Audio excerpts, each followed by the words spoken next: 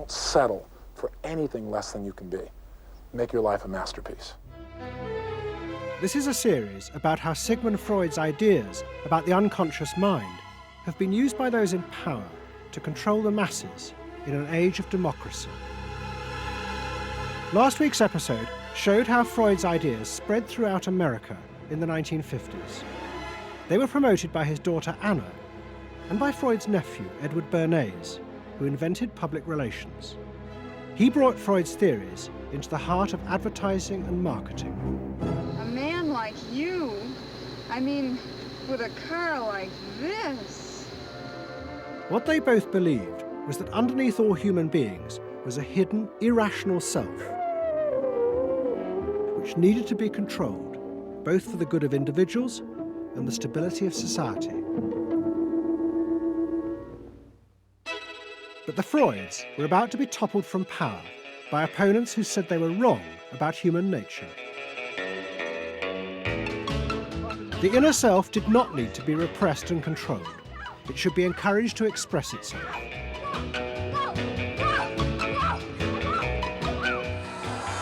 Out of this would come a new type of strong human being and a better society.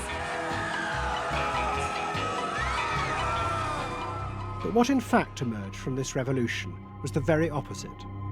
An isolated, vulnerable, and above all greedy self, far more open to manipulation by both business and politics than anything that had gone before. Those in power would now control the self, not by repressing it, but by feeding its infinite desires.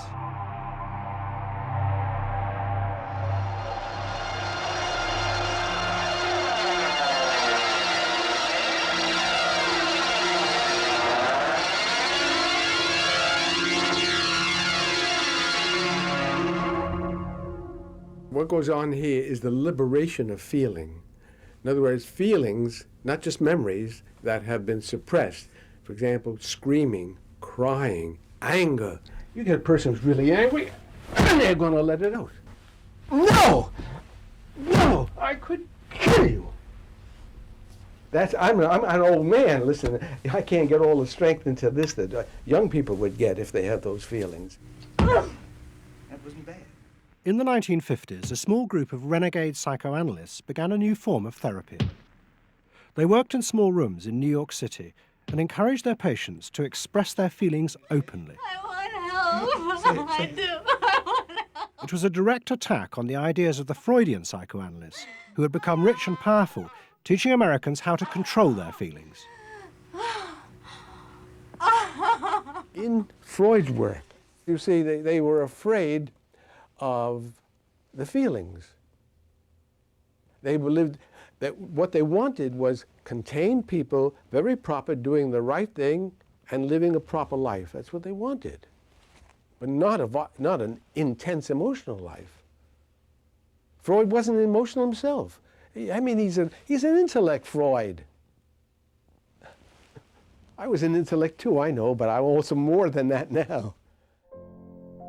The leader of this group was a man hated by Freud and his family. He was called Wilhelm Reich. Reich lived an isolated life in a house he had built for himself in remote mountains near the Canadian border. Reich originally had been a devoted disciple of Freud's in Vienna in the 1920s. But he had challenged Freud over the fundamental basis of psychoanalysis. Freud argued that at heart, human beings were still driven by primitive animal instincts. The job of society was to repress and control these dangerous forces. Reich believed the complete opposite. The unconscious forces inside the human mind, he said, were good. It was their repression by society that distorted them. That was what made people dangerous. Reich and Freud had two fundamentally differing views about what was essential human nature. At its core, Freud saw an uncontrolled, violent, warlike, raging inferno of emotions. Reich said these things are not the way human beings are originally destined to be. They're the result of not permitting the original impulse to express itself. The underlying natural impulse, Reich argued, was the libido, sexual energy. If this were released, then human beings would flourish. But this idea brought him into direct conflict not only with Sigmund Freud, but Freud's daughter Anna, who believed that the sexual forces in humans were dangerous if not controlled. My father thought that you should liberate the libido and have freedom. And he developed the theory rather early that neuroses were due to lack of good orgasm, or any orgasm. And that was, Anna Freud, you know, was a virgin. I mean, this is very important because she never had a sexual relation with a man. And here was this man preaching that the way to health was through orgasm. And here was this woman who had been analyzed by her father because she was masturbating. So here's this woman who's opposed to sexuality, really, and here's this man who's preaching sexual freedom. I mean, there was bound to be a clash, wasn't there? The conflict came to a head at a conference in 1934 in Switzerland. Anna Freud, who had by now become the acknowledged leader of the psychoanalytic movement, forced Wilhelm Reich out. She destroyed his career. She got rid of him, very definitely. And I guess part of what I'm doing is getting rid of her. Explain. Well, I think that Anna Freud shouldn't get away with what she did, that it should be known. Maneuvering to get him kicked out of the International Psychoanalytic Association. So you're taking revenge? You might say so, right? Or wronging a right. No, righting a wrong. You better cut that one out. Isn't that called a Freudian slip? Yes, it is. Reich fled to the United States and built his home and a laboratory. His ideas became grandiose to the point of madness. He was convinced that he had discovered the source of libidinal energy. He called it orgone energy, and Reich built a giant gun, which he said could capture this energy from the atmosphere and concentrate it onto clouds to produce rain. He also said that the gun could be used to destroy UFOs, which threatened the future of the world. In 1956, Reich was arrested by the federal authorities for selling a device that he said used orgone energy to cure cancer. Reich was treated as a madman. He was imprisoned and all his books and papers burnt on the order of the court. A year later, Reich died in prison. To the Freudians, it seemed as if their main threat had been removed forever. But they were wrong. What the Freudians didn't realize was that their influence in American society was also about to be challenged, and in a way that would lead not only to their decline, but to the dramatic resurgence of Reich's ideas in America and throughout the capitalist world.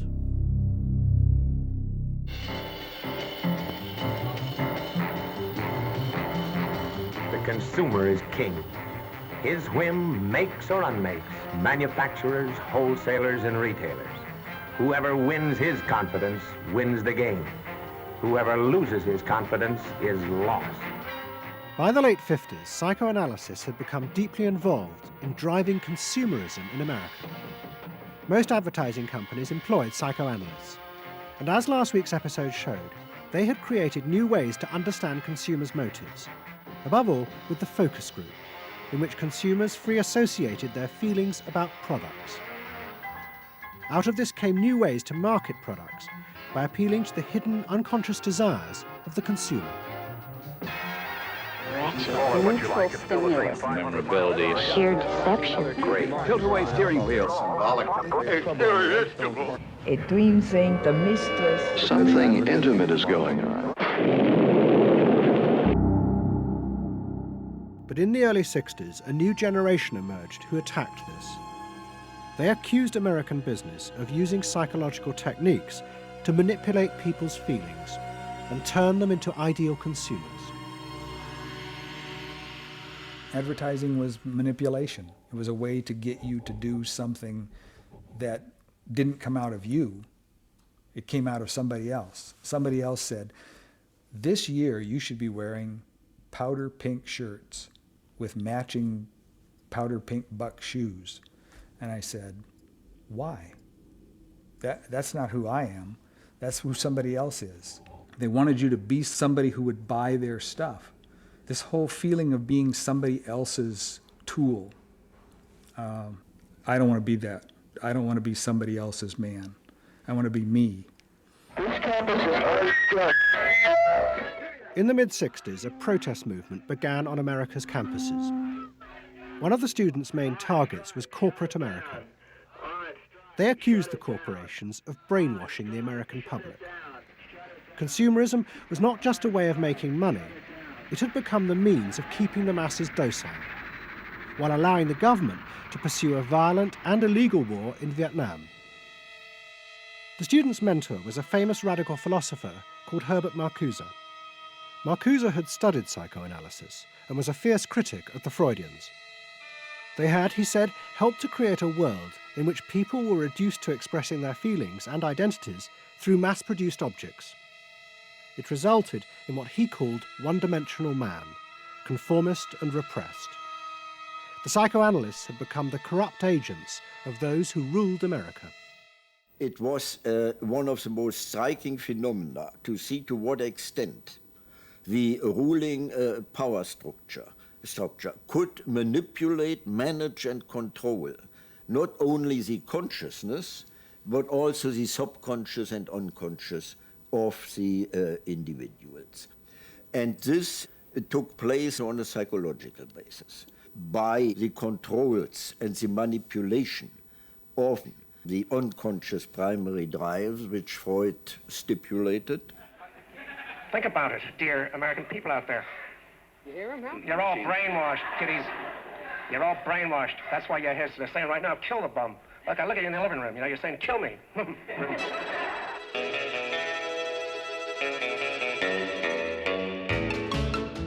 Following the logic of Marcuse's argument, the new student left set out to attack this system of social control. It was summed up in the slogan, "There is a policeman inside all our heads. He must be destroyed." And that policeman was going to be destroyed by overthrowing the state and the corporations that had put him there. One group, the Weathermen, began a series of bomb attacks on companies that they said both controlled people's minds through consumer products and made the weapons being used in Vietnam. There's no way to be committed to nonviolence in the middle of the most violent society that history's ever created. I'm not committed to nonviolence in any way. We want to live a life that isn't based on materialistic values, and yet the whole system of government and the economy of America is based on profit, on personal greed and selfishness.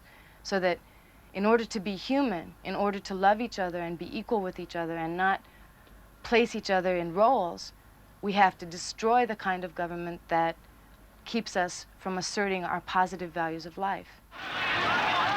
But the American state fought back violently. At the Democratic Convention in Chicago in 1968, the police and the National Guard were unleashed to attack thousands of demonstrators. It was the start of a phase of ruthless repression of the New Left in America. It culminated in the killing of 4 students at Kent State University 18 months later. In the face of this, the left began to fall apart. We had met the force of the state. It was much bigger and stronger and more powerful than we realized. And at that point, what seemed to happen was that there was a change in tactics. Confronted by this violent repression, many in the New Left began to turn to a new idea. If it was impossible to get the policeman out of one's head by overthrowing the state, instead one should find a way of getting inside one's own mind and removing the controls implanted there by the state and the corporations. Out of this would come a new self, and thus a new society.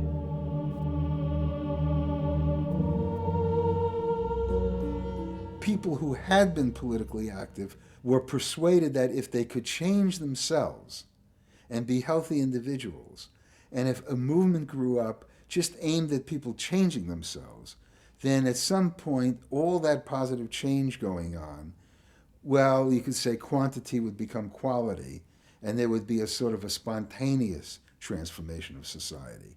But political activism was not required. It's about making a new you, that if enough people changed the way they were, that the society would change. So the personal became political? Yes, the personal became political. Without changing the personal, you didn't stand a chance of changing the political. Coming up against the state power of the United States was not an option. I mean, they outgunned us. And to produce the new self, they turned to the ideas and techniques of Wilhelm Reich. Since his death, a small group of psychotherapists had been developing techniques based on Reich's ideas. Their aim was to invent ways that would allow individuals to free themselves from the controls implanted in their minds by society.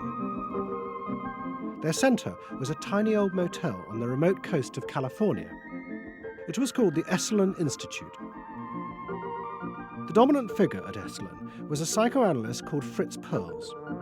Perls had been trained by Reich and had developed a form of group encounter in which he pushed individuals to publicly express the feelings inside them that society had said were dangerous and should be repressed. It's a basic fear of that thing inside me, like a little demon in there. It doesn't come out very often. It's really hard to get it out. Now put the thing inside you on that chair and talk to it. Perls used to call this getting on the hot seat in front of a group. If this were the hot seat and you were Perls, and you would guide me into this process of self-enactment, self-revelation, of staying present to all the parts of yourself and noticing it, and then taking ownership of this. As the demon? Yeah. Yes, I can come out. I can come right out of him, and I can push him aside. So that say you. I can push you aside. Yeah. Be the demon with each one of us. I can make you all cry. I can make you all feel terrible. Maybe even forever. I can make the mouth, this mouth here, do things and say things. I can almost destroy anyone, each one of you, if I get out. There isn't one of you that I would spare. Not even you. Yeah. How do you feel now? I feel better. I mean, I feel very honest. Yeah. And you notice the increase of power. In other words, taking ownership of who you are and how you act and how you feel. Your whole being in the world. In other words, giving you autonomy, owning your freedom. I'm frightening. When I have my power, I'm frightening.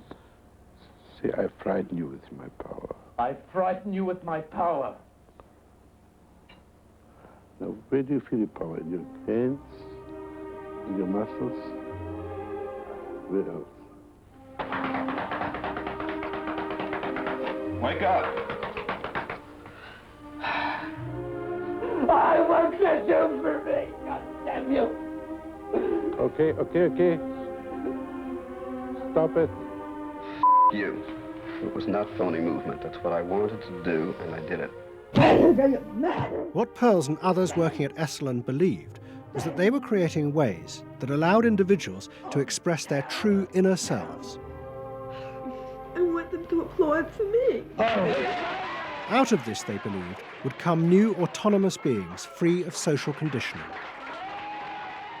To the left, defeated in the wake of Chicago, it was an enormously attractive idea.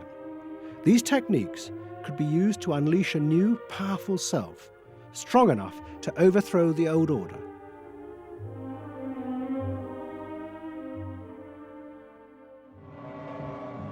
In the late 60s and early 70s, thousands flocked to Esalen. Only a few years before, it had been an obscure fringe institute. Now it became the centre of a national movement for personal transformation, the human potential movement. So it became magnetic. People wanted to join this stream of exploration. Within 7 or 8 years, there were about 200 of these centers in America, looking mainly to Esalen for the leadership. I feel so liberated. Really? It's fantastic. And it took on a big political agenda. You could not separate personal transformation from social transformation. The two go together. As the movement grew, the leaders of Esalen decided to try and use their techniques to solve social problems. They began with racism. They organized an encounter group for white and black radicals. Both groups would be encouraged to express their inner racist feelings which had been instilled in them by society. By doing this, they would transcend those feelings and encounter each other as individuals. I started a series of encounters called Racial Confrontation as Transcendental Experience. We thought that we wanted to get that kind of black-white confrontation so you could really get down to see what was between the two races, not by backing off and trying to be polite, but by going right into the belly of the beast, of this beast of racial prejudice. And these were extremely dramatic. These were the toughest workshops ever convened at Esalen Institute. I'm looking at you, Whitey. You got clothes on. You got shoes on. You're so sure looking at me, huh? You got the goddamn police in the neighborhood. Really? They're not my police. You got a governor. You got a mayor. Oh, really? You got the president. You got ambassadors. You can vote, too. You got jets in Vietnam. That's the benefits of slave labor. You got buildings, skyscrapers that you dominate and control economically and politically. And tell me that it's not yours. It's yours, too. Then the blacks all got together and attacked the whites. And they just let us have it. What they call it was peeping somebody. Peeping somebody means peeping into their secrets, into their phoniness and so forth. Like the white liberal. Oh, they really got onto the white liberal, you know. So don't give me no shit about I'm free. You're a goddamn liar, you white pink son of a bitch, you. Yeah, I want to know what you came down here for. You want a black buck, huh? Yeah. You looking for a stud? Huh? Well, what did you come here for? You're sitting there with your legs all gap wide open, showing your drawers. Now, what'd you come here for? The black-white encounter groups were a disaster.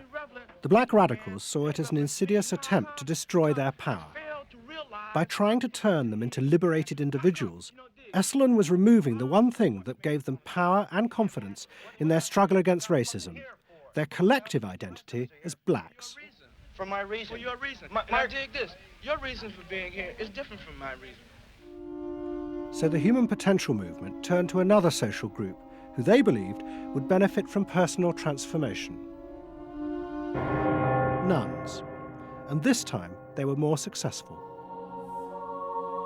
The Convent of the Immaculate Heart in Los Angeles was one of the largest seminaries in America. A group of radical psychotherapists approached the convent. They wanted to try out their techniques for personal liberation on individuals whose identities were defined by a series of external rules which they had deeply internalized. The convent, anxious to appear modern, agreed to the experiment. And we did weekend encounter workshops for several hundred Immaculate Heart nuns. Nuns who were reserved, and they tended to be more reserved than other normal people, were told, don't be so reserved, let it all out. You're a good person. You can afford to be who you really are. You don't need to play the role of a nun. You don't need to keep downcast eyes. And prudence is an oversold virtue. You're trying to assert yourself, trying to find out who you are, who you're becoming. At the same time, you're trying to live a life of dedication, of service, and you're trying to make all these things fit into who you are, and you're just, you know, it's such a turmoil at times that you just blow a gasket and do silly, crazy things, you know. Running around the orchard and stealing oranges and taking Cokes out of the refrigerator and crazy things. I felt like I was being a hypocrite, and I wanted people to respect me for what I was, not for what I was wearing. And so I'm glad for the change. You feel frightened, but you'll go on. Oh, yeah, I'm scared to death, but it's worth it. The experiment began to transform the convent. The nuns voted to discard their habits in favour of ordinary clothes. But the psychotherapists found they had awoken other forces. Solid. One of the things we unleashed was sexual energy, the kind of thing that the church had been very good at restraining was no longer to be restrained. One sister who was a member of the community, she got the idea that she could be freer than she had been before, and she seduced one of her classmates and then seduced the mistress of novices, who was an older woman, very reserved, and her program of freeing this older woman was sexual. She drove her to the store, and when they drove back and drove into the garage, she leaned over and gave her a big kiss on the lips. And thereafter, sister, who had perhaps never been kissed before, was ready for more. The effect of the experiment on the convent was cataclysmic. Within a year, 300 nuns, more than half the convent, petitioned the Vatican to be released from their vows. And 6 months later, the convent closed its doors. All that was left was a small group of nuns, but they had become radical lesbian nuns. The rest gave up the religious life. They gave up being nuns? They did, yeah, they became persons. By the late 60s, the idea of self-exploration was spreading rapidly in America. Encounter groups became the centre of what was seen as a radical alternative culture based on the development of the self, free of a corrupt capitalist culture. We just want the freedom to be ourselves, and that's for love, for experience, positive way of life. We don't say that you're wrong.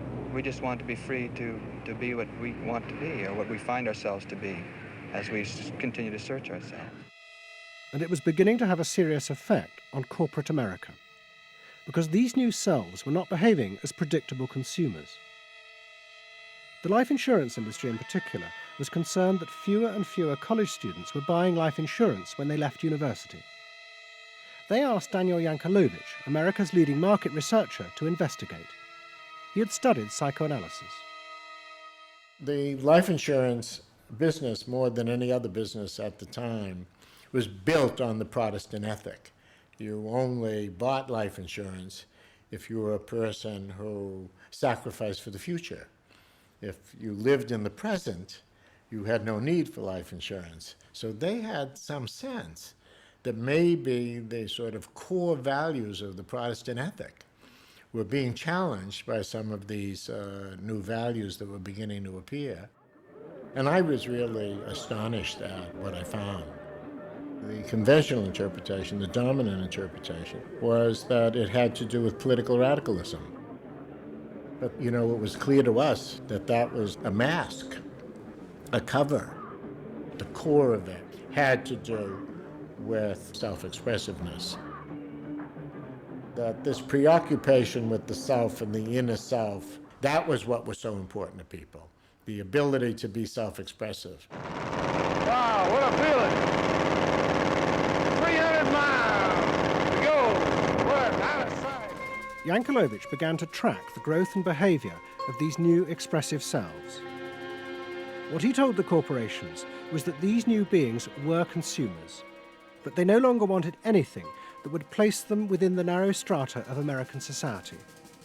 Instead, what they wanted were products that would express their individuality, their difference in a conformist world, the very things that US corporations did not make. Products have always had an emotional meaning. What was new was individuality. The idea that this product expresses me, and whether it was a small European car, the particular music system, Relaxation. your presentation of self, your clothing. For immediate energy from our muscles and relaxation. These become ways in which people can spend their money in order to say to the world who they are. But the manufacturers, they had no idea of what was going on, really, with consumers and in the market at large. Major advertising companies set up what they called operating groups, to try and work out how to appeal to these new individuals. The head of one agency sent a memo to all staff. We must conform, he told them, to the new nonconformists. We must listen to the music of Bobby Dylan and go to the theatre more. But the problem was, few of the self-expressive individuals would take part in focus groups. The advertisers were left to their own devices. There's a new cereal that tastes so right. Makes you dance, it's a way out of sight. It's tasty little squares of malted wheat. It's crispy and it's crunchy and it tastes so neat. Faster though. That's what I'm saying. Use a folk rock with more rock than folk. And there was an even more serious problem. To make products for people who wanted to express themselves would mean creating variety. But the systems of mass production that had been developed in America were only profitable if they made large numbers of the same objects. This had fitted perfectly with the limited range of desires of a conformist society. The expressive self threatened this whole system of manufacture. And the threat was about to grow rapidly. Go! Because an entrepreneur had invented a way of mass-producing this new independent self.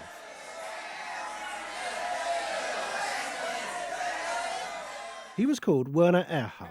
Some of the stuff that we traditionally think of as being in your mind is actually in the world, because you're moving to that too. Erhard had invented a system called EST, Erhard Seminar Training. Hundreds of people came for weekend sessions to be taught how to be themselves.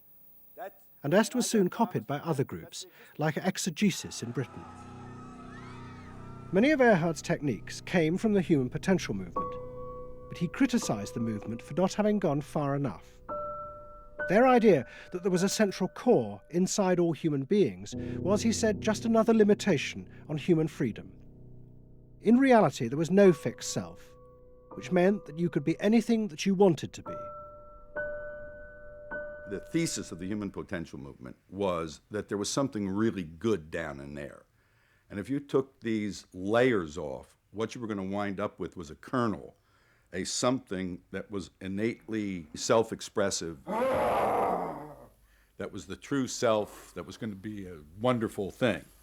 In actuality, you found people who'd gone to the last layer and took off the last layer and found that what was left was nothing. All right, push! Move! Do it! The EST sessions were intense and often brutal. The participants signed contracts agreeing not to leave and to allow the trainers to do anything they thought necessary to break down their socially constructed identities. You're gonna get sandwiched in there. Push! Go for a win! If I push harder than you do, I'm gonna squash you. So you better push fast. Now, hard, do it! That's it, do it, again! Push, good, good, good! Again! Yes! The real point to the EST training was to go down through layer after layer after layer after layer until you got to the last layer and peeled it off, where the recognition was that it's really all meaningless and empty.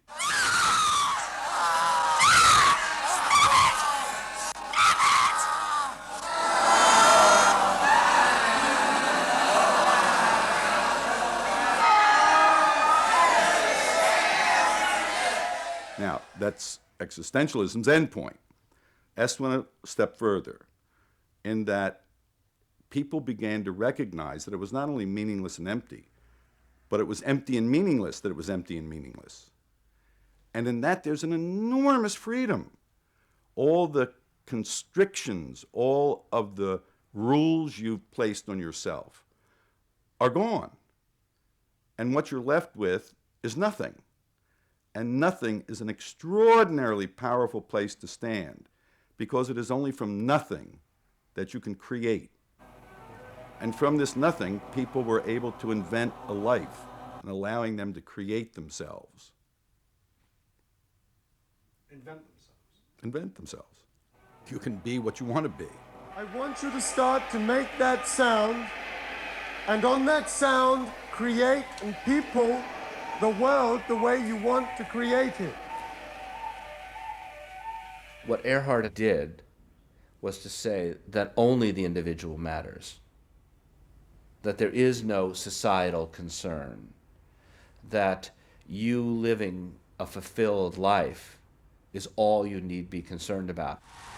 Est people came out of those trainings feeling that it wasn't selfish to think about yourself, it was your highest duty.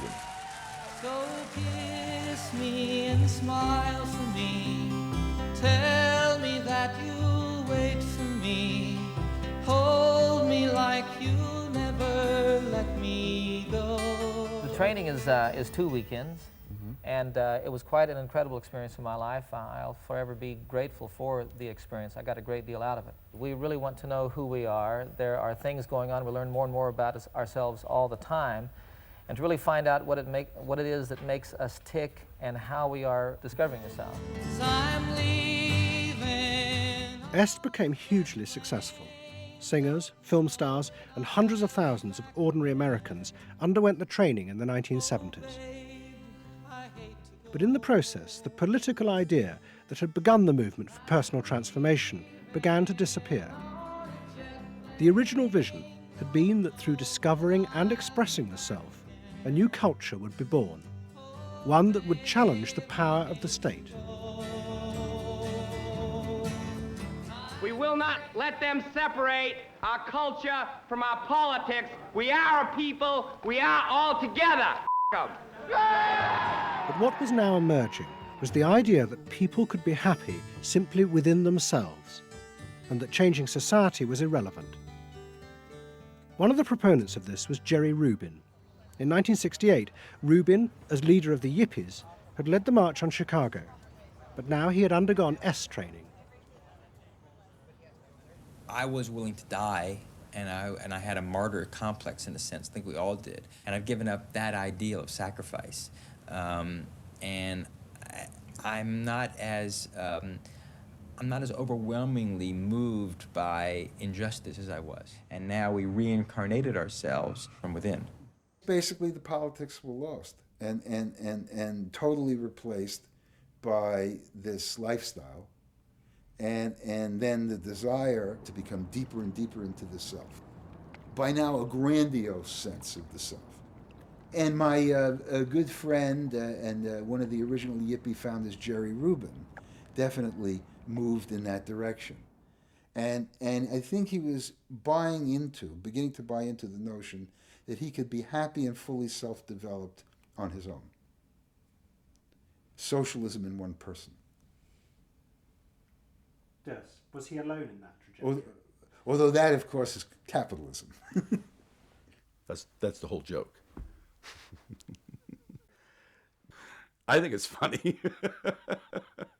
I think it's funny because people spend so much of their life being bedeviled by their past and being locked into their past and being limited by their past.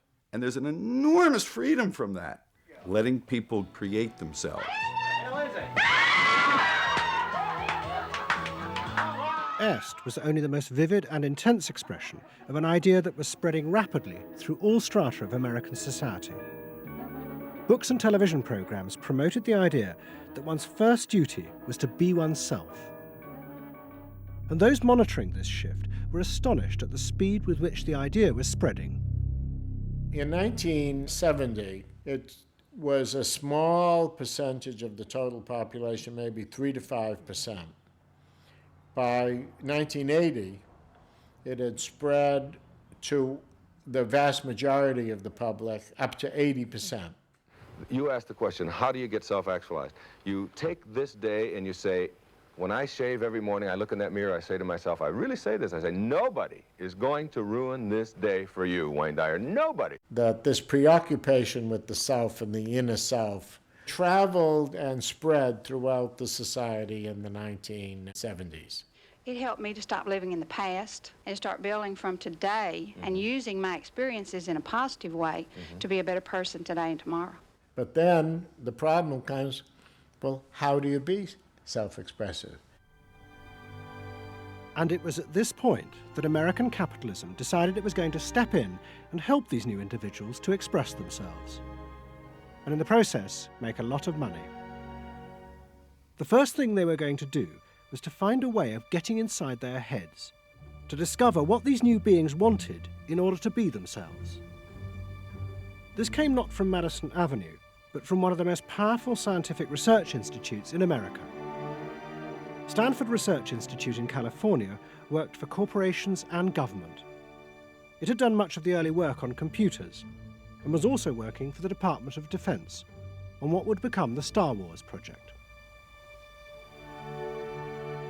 In 1978, a group of economists and psychologists at SRI decided to find a way to read, measure, and fulfill the desires of these new unpredictable consumers. The idea was to create a rigorous tool for measuring a whole range of desires, wishes, values that prior to that time had been kind of overlooked. They say in business, you know, what gets measured gets done.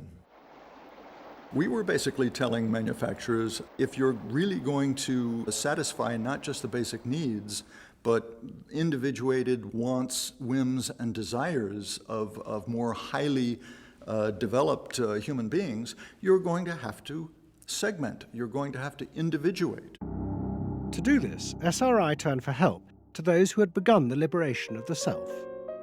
In particular, one of the leaders of the human potential movement, a psychologist called Abraham Maslow. Through observing the work at places like Esalen, Maslow had invented a new system of psychological types. He called it the hierarchy of needs, and it described the different emotional stages that people went through as they liberated their feelings. At the top was self-actualization. This was the point at which individuals became completely self-directed and free of society. The team at SRI thought that Maslow's hierarchy might form the basis for a new way to categorize society, not by social class, but by different psychological desires and drives. To test this, they designed a huge questionnaire with hundreds of questions about how people saw themselves, their inner values. The questions were designed to see whether people fitted into Maslow's categories. We were trying to find out what people really felt like. So we asked these really penetrating questions, and we hired a company that administers surveys, you know, to do them. They said they've never seen anything like it. Usually you have to send out a postcard 6 weeks and then another postcard, and then you got to call the people up, you know, to get the return rates up. We had an 86% return, and they only sent out one postcard. People loved filling out this questionnaire. We got several questionnaires back with a note attached saying, do you have any other questionnaires I could fill out? Because we were asking people to think about things that they had never thought about before, and they liked thinking about them. Like you know? what? Like what they felt inside? Yeah, like what they felt inside. What motivated them? What was their life about?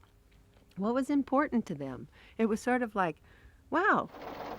The answers were then analysed by computer. It revealed that there were underlying patterns in the way people felt about themselves, which fitted Maslow's categories. And at the top of the hierarchy were a large and growing group which cut across all social classes. The SRI team called them the inner directeds. These were people who felt they were not defined by their place in society, but by the choices they made themselves. But what SRI discovered was that these people could be defined by the different patterns of behaviour through which they chose to express themselves. Self-expression was not infinite. It fell into identifiable types. And the SRI team invented a new term for it: lifestyles. They had managed to categorize the new individualism. They called their system Values and Lifestyles, VALS for short. At the forefront of this change are three new VALS groups we call inner directed. These are people for whom personal satisfaction is more important than status or money. They tend to be self-expressive, complex, and individualistic.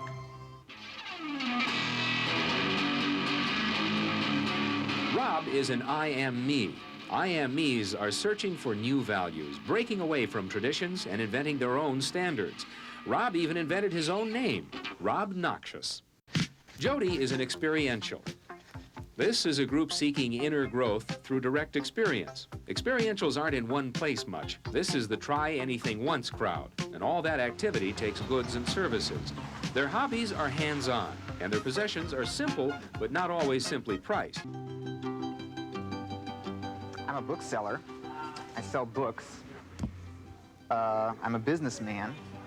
That doesn't necessarily mean that I believe in capitalism. It just happens to be what I'm doing now. SRI created a simplified questionnaire with just 30 key questions. Anyone who answered them could be immediately fitted into a dozen or so of these new groups. It allowed businesses to identify which groups were buying their products, and from that, how the goods could be marketed, so they became powerful emblems of those groups' inner values and lifestyles.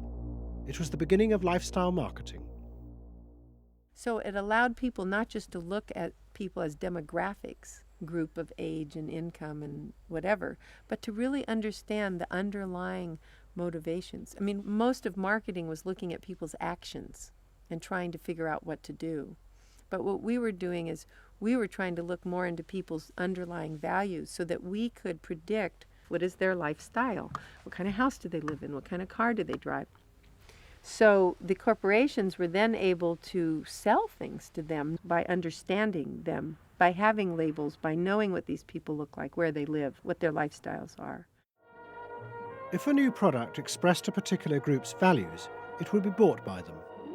This is what made the values and lifestyle system so powerful, its ability to predict what new products self-actualizers would choose. And this power was about to be demonstrated dramatically. Vowels would show it could predict not just the products they would buy, but the politicians they were going to choose to elect. Ladies and gentlemen, the next president of the United States of America, Ronald Reagan! In 1980, Ronald Reagan ran for president. He and his advisors were convinced they could win on a program of a new individualism. It would be an attack on 50 years of government interference in people's lives. I wrote a speech about let the people make the basic decisions, get judges out of the way, get bureaucrats out of the way, get centralized government out of the way. I gave Reagan a choice of several titles for the speech, and the one he picked was let the people rule. Let the people regain rule, regain control over their own destiny away from a remote elite in Washington. I would like to think that the kind of leadership that I would exercise in Washington is not the kind of leadership that I would pretend that I can solve all the problems I've been discussing here, but that together, you and I can. I would like to take the lead in taking government off the backs of the American people and turning you loose to do what I know you can do. It was radical. Moderate Republicans thought it was suicide. Jimmy Carter called it ridiculous. The press was extremely negative. But the odd thing is that it polled very well in New Hampshire, which was the first primary state, the state that we had to win. What was odd was that there seemed to be a strange mosaic of support for Reagan's policies. The traditional pollsters could see no coherent pattern across class, age, or gender. But those who had designed the values and lifestyle system believed that they knew why. They were testing their system in both America and Britain. And they were convinced that both Reagan's and Mrs. Thatcher's message about individual freedom would appeal to the group at the top of their hierarchy, the inner directeds, because it fitted with the way they saw themselves. They were really concerned about being individuals, being individualistic. And so in the early stages, when we were looking at the messages that both Thatcher and then Reagan were putting across, we said, they are using words that will really appeal to a lot of the younger people, and particularly to the people who are moving towards self-actualization. We call them the inner-directed people. A lot of our colleagues said, that's absolutely ridiculous, because inner-directeds are very socially aware, very socially concerned. They'll never vote Conservative, or they'll never vote for the Republicans. But we said, If Thatcher and Reagan continue to appeal to them in this way, they really will. And I vision leadership in taking government off your backs and turning you loose to do what you can do so well. Thank you very much. The idea that the new self-actualizing individuals would choose a politician from the right, not the left, seemed extraordinary. But to test their prediction, the Values and Lifestyles team did a survey of voting intentions, and they correlated it with their new psychological categories. When we said in our surveys, who are you going to vote for, sure enough, it was the inner directeds who said that they would vote for Thatcher and for Reagan. And they made the difference in those elections because of their voting for Thatcher and Reagan. And it really surprised our colleagues, even within my own organisation. It really showed the power of this approach, because it's very difficult to identify inner directeds on the street. These people who voted for Thatcher and Reagan, these inner directeds, came from any walk of life. It's really hardly correlated with social class at all. I mean, if you just go along and look at age, sex, social class, you would never pick them up. But if you really go along with a questionnaire that gets at their values, then you can identify them very easily. And that was new? And that was completely new, yeah. At the beginning of 1981, Ronald Reagan was inaugurated as president. But he took charge of a country that was facing economic disaster. The terrible inflation of the 1970s had destroyed much of America's traditional heavy industries, and millions were unemployed. But true to his campaign promises, Reagan told the country he would not step in to help, as all previous governments had since the war. These United States are confronted with an economic affliction of great proportions. We suffer from the longest and one of the worst sustained inflations in our national history. Idle industries have cast workers into unemployment, human misery, and personal indignity. In this present crisis, government is not the solution to our problem. Government is the problem. But America's ailing economy was about to be rescued, not by government, but by the new groups that the market researchers had identified, the self-actualizing individuals. They were about to become the motor for what would be called the new economy. You can be what you want to be.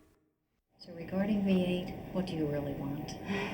A tasty product that's good for me. What do you want that for? One technique is that we ask people the same question over and over and over again, and we say, what do you want? What do you really want? What do you want that for? And they start to talk about it, and they kind of get intimate with what's going on. What we're doing with that technique is unpeeling the onion. If you want to think of a person kind of having layers and layers and layers of protection and thoughts and behaviors and beliefs, we want to get to that center core. In the wake of the invention of values and lifestyles, a vast industry of psychological market research grew up. And the old technique of the focus group, invented by the Freudian psychoanalysts in the 50s, was used in a new and powerful way. The original aim of the focus group had been to find ways to entice people to buy a limited range of mass-produced goods. But now focus groups were used in a different way to explore the inner feelings of lifestyle groups, and out of that invent whole new ranges of products, which would allow those groups to express what they felt was their individuality. And the generation who had once rebelled against the conformity imposed by consumerism now embraced it because it helped them to be themselves. What capitalism managed to do that was brilliant was to actually create products that people like me would be interested in, that people like Jerry Rubin would be interested in. Capitalism developed a whole industry at developing products that evoked a larger sense of self. That seemed to agree with us, that the self was infinite, that you could be anything you wanted to be, that took our philosophy and agreed with it, and then created products that supposedly helped you, aids, that helped you be this limitless self. The product sells you a way of life, a way of being. The product sells you values.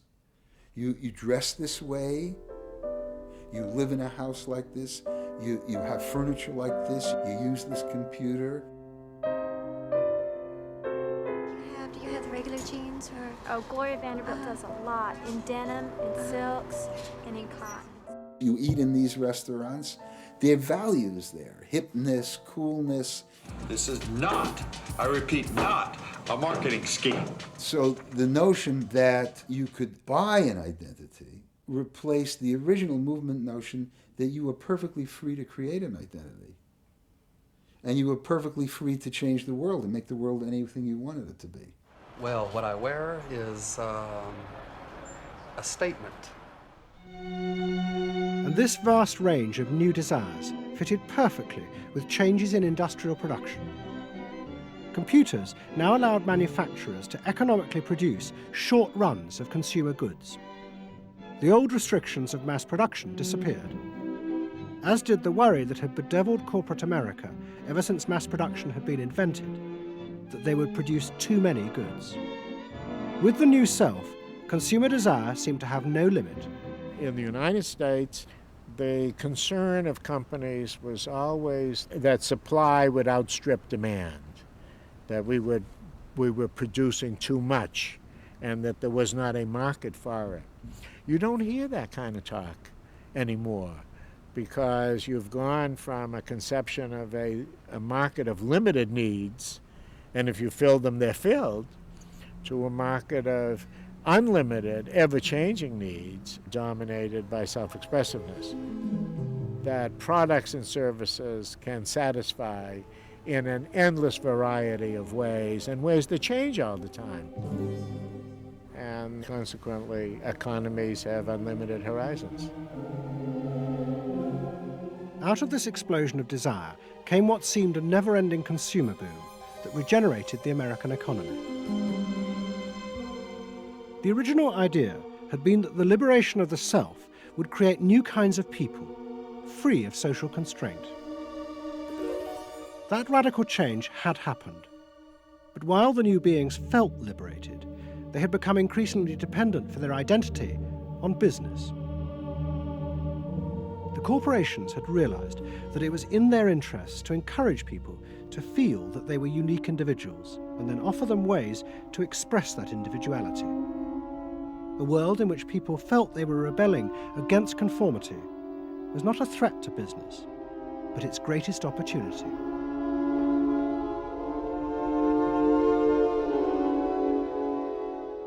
It was, in a sense, the triumph of the self. It was the triumph of a certain self-indulgence, a view that everything in the world and all moral judgment was appropriately viewed through the lens of personal satisfaction.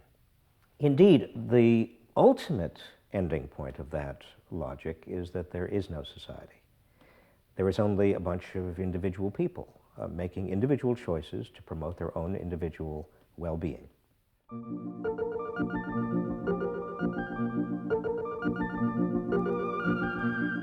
Next week's episode tells the story of how politicians on the left, in both Britain and America, turned to the techniques developed by business in order to regain power.